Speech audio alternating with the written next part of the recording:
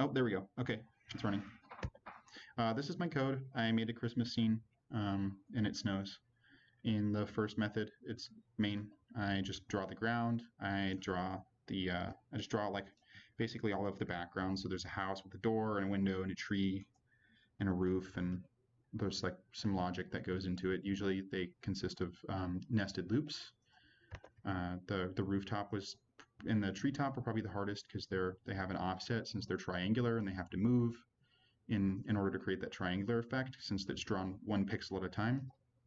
And then there were the Christmas lights, which alternate colors using modulo and some division logic.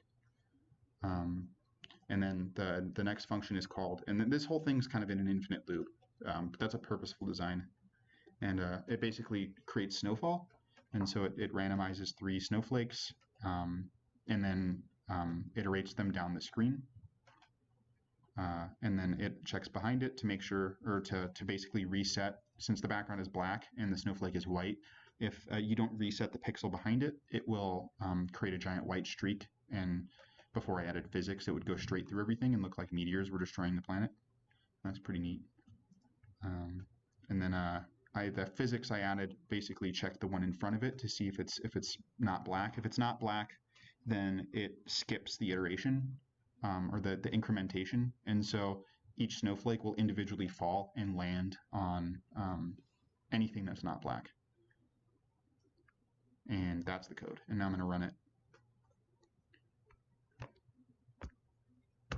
And so as you can see, the snowflakes appear at different levels, and then they fall and they stick to whatever they touch.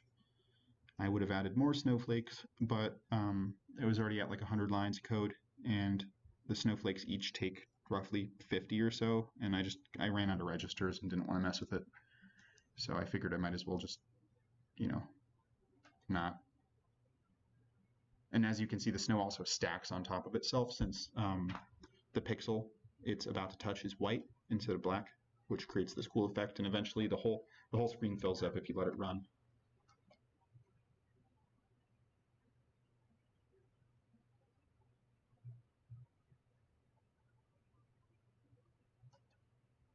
And that's my code.